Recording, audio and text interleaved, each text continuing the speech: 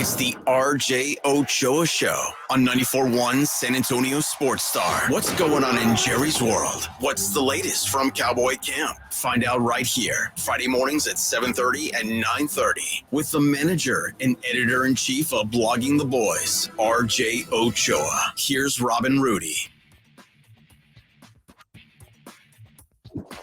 It's that time. Welcome back to R&R. There is no Rudy. He's in the hole. James, welcome aboard. It's like the Saturday morning hangover. It feels very familiar as we'd like to welcome on RJ Ochoa, Blogging the Boys' very own, good friend of the show, Rock the Mic champ, and all-around good guy. Morning, RJ. Top of the morning. Great to be with you both. You both look jolly. You both look merry. You both look full of Yuletide greetings. I'm full of Yuletide. I don't know what that even means. I don't either. Not to say we could go the whole comedy vacation routine, but we won't talk about Yule logs. We just had Mike McCarthy on a couple of minutes ago, RJ, and I asked the question, which are you more tired of? The questions about your run defense or your questions about your inability to win on the road? He said, both of them are challenges. He's not tired of either, but of the two, which is more important? I think at this stage, probably being able to win on the road. Because they're, that conversation potentially changes, in a week if the right things break their way. But ESPN simulated the remaining 3 weeks of the regular season 10,000 times. And the most popular yield was that Dallas would be the top wild card team. And so, and also that's the most inexplainable, right? Like you can look at the run defense thing and I think you can find answers. You could say, well, Jonathan Hankins was out and we're not getting enough pressure and we're reaching and overcorrecting here, but there's nothing. There's no bit of logic to explain why they're, just not as successful on the road. And you can't just throw your hands up and say, well, we have to sleep in hotels and that's icky. It's a strange set of circumstances and one that they're going to have to find a way to overcome. RJ, the other week I asked you about the Cowboys' lack of fatal flaws, right? And we determined this team felt different because it didn't have said fatal flaws. Then they go into Buffalo and they just got bullied by the Bills. Is it safe to say that their fatal flaw just may be having to play away from AT&T Stadium? I think if I had to generalize their fatal flaw at this point, it's probably having to play really good teams, maybe particularly in their house. I would posit that every team is kind of allowed one clunker loss that you're kind of just willing to look at it. Okay, that's your clunker. Like, we're not going to evaluate that the same. You had an off day. So the Cardinals loss was kind of that for the Cowboys, if it fits my narrative. They got blasted by the 49ers, who are objectively the best team in the NFL in San Francisco. What a crop shame. You couldn't beat the best team in the NFL in their house. They lost to Philadelphia in Philly. Who, obviously is taking on some water right now, which is just a damn shame. You really hate to see it. But they've got an elite operation, and Dallas almost won that game. And it's a division rival. You can kind of explain it away that way. And then finally, you go to Buffalo, which is a super intimidating environment and home field advantage. And you catch a Bills team that not only is very talented and more talented than meets the eye, but that is super desperate, that is backs against the wall. And you walk in there a little soft, if you want to call it that, because you just locked up a playoff spot. And so, again, their big challenge is they can't beat the best teams on the road. And I recognize the frustration in that because at a certain point you have to do it. But, it doesn't make them trash either, which is the popular take, I think, this week. That's RJ Ochoa. He joins us every week. You can follow him daily at Blogging the Boys and, of course, all the socials at RJ Ochoa. The inability to win on the road, that's one thing, and the heartbeat season. What did McCarthy call it? The losses have been awful. The peaks and the valleys. The valleys have been so low, and the peaks have been so high.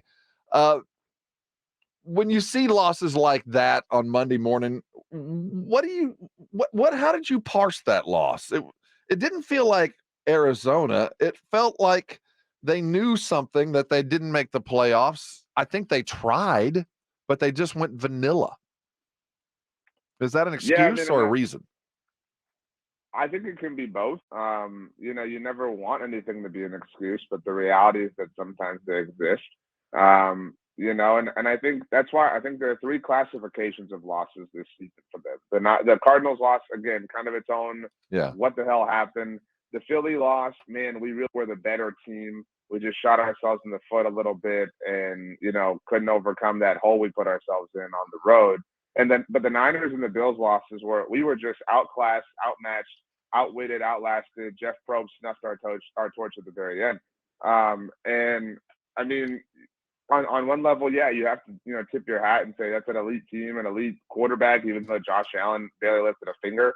And I think you use that as a bit of an excuse, but it can't continue to be that way. It just can't, and that's the paradigm of sports, right? Like, the reality is only one team, and I've mentioned this before, but at this point, only one team has won more regular season games than them since 2021. That's the Kansas City Chiefs. And so they are a really good football team. In fact, they're an elite football team for the most part, but they just aren't number one, right? Like, so that's kind of their crime right now. And that's the standard that they're held to. And that is, certainly the way that you want it. But, and I think that the way I ultimately settled was nobody came into this season saying, man, this is all about a week 15 game in Buffalo or even a week 16 game in Miami. This is all about getting to January, what you're going to do there. That's the real time where you abolish the narratives, and whether or not they're able to do that was certainly put into question by what happened against the Bills. You speak of narratives. In terms of narratives, these teams almost feel like mirror images of each other in terms of can't win against a good team, can't go on the road and win, can't, all of these things. Can something be taken from a game in which two teams are fighting the same narratives? And let's say Dallas goes in, gets a win on the road, on grass against Miami. Can they start to quiet some of those narratives, or can Miami quiet the narrative by beating a Dallas team that is also 10-4 and a good team? Or do the fact that these two teams have similar narratives cancel that out? I do think it's funny that we completely forget that the Cowboys won a playoff game on the road, on grass, wearing their cursed blue jerseys within this calendar year. Yeah. I know it's, coming to a close, but that did happen. And to your point, Pledge, the narrative, that became all about, well, the Bucs were below 500. It wasn't the best version of Tom Brady. I mean, so it became all about minimizing that. And I think, to answer your question, it really just is who's weaving the narrative, who's crafting it. Because somebody's going to win this game, and somebody's going to be able to put that mount in their office, right? To your point, the Dolphins are going to say, hey, we beat those big bad Dallas Cowboys. We're the best, sing our songs. And the Cowboys on the other side, it's going to be, hey, we went on the road, we beat a double-digit win team, blah, blah, blah. You notice how the beat teams above 500 narrative just poof, disappeared. Doesn't matter. The moment the Cowboys beat the Seahawks, who were above 500 at the beginning of that game, and then trounced the Eagles, who were obviously well above 500. Now it's become this obsession with, and it's fair, but can't win on the road, can't beat a good team on the road because they beat the Panthers on the road, 5 weeks ago. So you can't beat a good team on the road. Add the qualifiers of it being on grass, blah blah blah. The goal. I don't mean to say the goalposts continue to move. Woe are the Cowboys, but I mean, people are always trying to find ways to poo-poo whatever they've done in our current moment. RJ Ochoa with us for his weekly stop by. Make sure you're following him at Blogging the Boys. The number of the 11 win number was brought up by McCarthy. 11 wins. If they get it, they're going to look up, take their head off the foot off the gas, kind of put their head above water, look around and evaluate. Do you see the Cowboys treating every game from here on out after Miami as kind of like a week 18 game? Like, if you're kind of injured, we're going to let you get healthy. Let's just keep guys healthy. Or is there, no, there's not a chase, is there? Because they've done the Sims. They're going to be wild card no matter what they do, right? I mean, it's the NFL, and the magic of it is that, things can change on a dime, right? Consider that, on Monday's edition of R&R in the morning, it's the sky is falling, the Cowboys suck. And then later that night, the Eagles lose, and all of a sudden hope is reborn. Right. We could win the East. And so if Dallas were to win on Sunday, as an example, and Philly were to lose on Christmas Day, then all Dallas would have to do would be to beat the Commanders in Week 18, and they win. And Right. so to your point, then you do look at the Lions game and say, well, this one isn't as necessary, right? Like now we really can put these dudes on ice, right? Like, and I don't know that I put any stock into the 11 wins portion of it all, but they've got to have one of these next two if they have any hope of winning the division. And so that numerically would at least get them to 11, assuming it happens on Sunday afternoon. And so it's hard. It's dangerous because you just never know. You can point to examples in NFL history of one seeds who played all the way through their meaningless games in the Super Bowl, or who fizzled out and were too tired, or teams who took their foot off the gas and gave guys 2-3 weeks worth of rest and then came out flat in their first playoff game. It truly is an evaluation of your locker, your guys, your players, how tired you are. And thankfully, that is something player health wellness is, something Mike McCarthy has obsessed about over his staff. Rob and I were debating this morning, and you just brought it up and talking about the possibility to still win the division, everything kind of still in front of them within their grasp. What would be better for the Cowboys moving forward? Is it playing an NFC South team that may be at or below 500 or barely over 500 on the road in the first round and avoiding San Francisco till the NFC Championship game, or winning the division and getting that home game first to where you could possibly be playing a San Francisco team on the road in the second round? What would be the best option for the Cowboys to go? Well, it's worth mentioning that in the same, simulation exercise that the ESPN did, that Dallas lost the wild card round to the Tampa Bay Buccaneers specifically. Again, one simulation result yield, you just never know how that's going to go. But I think the best thing within practical reason is that they wind up winning the division and hold on to the 2 seed. Because they're guaranteed 2 home games, and they're guaranteed to avoid San Francisco at least until the NFC Championship game. And within that, you're really crossing your fingers that somebody else goes there and does your dirty work for you and beats them, and you don't even have to worry about it. You can even host the NFC Championship game. As far as the wild card, and this is maybe the most likely sort of thing, you got to hope that Cinderella's out there. Like you got to hope that whoever catches this 7 seed, this 6 seed, you got to hope that one of them gets hot. The Rams, really baby. The Rams, and the only treacherous part of that slope is if the Rams do continue to stay hot, and then you catch the 2 seed. Now you catch the hot Rams in the wild card round, and so it's a game of like, I want this, but I don't want that, and I also I want it to happen this particular way. But if you're 5 seed, yes, like nothing you've ever seen before. You want the Rams or the Seahawks. I don't really put a lot of stock into the Vikings to go to Philly, to go to San Francisco, beat them in the wild card divisional rounds, and again, kind of set you up with a much easier path, maybe send you to Detroit. But that's where we're at here, and that's what makes our rooting guide, which we do every week at Blog on the Boys, is always geared towards like, these are the things you need to root for the best possible situation. Because of this stupid strength of victory tiebreaker, they're counting the Cowboys game. There are 11 games that have desired results for the Cowboys this week out of 16. Think about that. That's absurd. Like, that's where we're at this point in the season. RJ, as far as a bounce back game, what side of the ball do you think will bounce back better, build back better?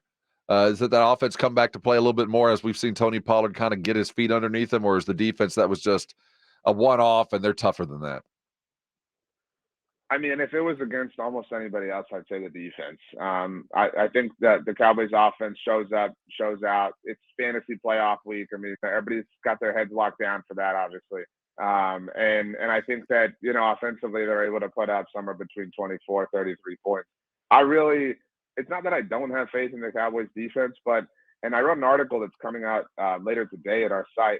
This is, we've talked about San Francisco, right? And the Cowboys aren't even playing them. Like, San Francisco truly lives rent-free in all of our minds. But this week offers, I wouldn't say like a dress rehearsal. Yes. But a bit of a practice / litmus test. Because you're going up against Mike McDaniel, the son of the Kyle Shanahan tree. Yep. What he specializes in is motion. Yes. Moving dudes all over the place. And so this is your chance to kind of get in, some weird kind of work, and you have the luxury of being in, but also having things to play for. For what it's worth, San Francisco, obviously this adjusts on a week-to-week basis, but either San Francisco or Miami tends to lead the league, again, every week in pre-snap motion. They're both top 3 teams. And as of this moment, the third team who generally joins them in that 3 are the Los Angeles Rams, who could be the team that Dallas catches in the wild card round if they do wind up as the 2 seed, which is funny. Go ahead. Oh, we got a minute. Mike McDaniel does run the motion offense. We even brought this up to McCarthy just a couple of minutes ago. I asked him, when you're watching tape, does it feel like you're watching San Francisco? And McCarthy just kind of glanced over it, and obviously it very much does. And that motion, I think, is of great concern to them because not only are they good in motion, they're good if you blitz them to eat you alive. So you're going to have to go man, and you're going to have to hope you got your coverage. It's going to be a tough one this week. And with that in mind, when and if the Cowboys do lose, how are you going to parse it? Because this is a tough game regardless. Yeah, and I mean, if they were to lose, they suddenly have lost back-to-back games for the first time since Thanksgiving 2021. That precious little thing they have going on, and I think it would be a really long week running up to the new year. A short week. It would depend. It would depend. That's right, because they play on Saturday. I think it would depend on how they lost. Right. You'd have to kind of squint that yourself, but it would. The bummer of it all is it would effectively really lock them into the 5 seed, especially if Philly beat the Giants. And so now you're talking about you've got 2 weeks of idle hands, and that's as great as that sounds, right? Okay, you've got 2 weeks to just make peace and get things in order, in a proper sense. That's a long time to sit and wait before you play and do anything of serious consequence. So that would be my biggest kind of fear within it all. That's the game. I mean, that's why we lift all those weights. That's RJ Ochoa. He's of Blogging the Boys, and he's of SA Sports Star every Friday. Hey, man, have a wonderful holiday and a Merry Christmas with you and yours. Thanks for stopping by today, RJ. Y'all have a Merry Christmas, Rob. I know you're an eggnog fan, so drink 3 cartons this whole week. I will have 3 pints of bourbon for every bottle of eggnog.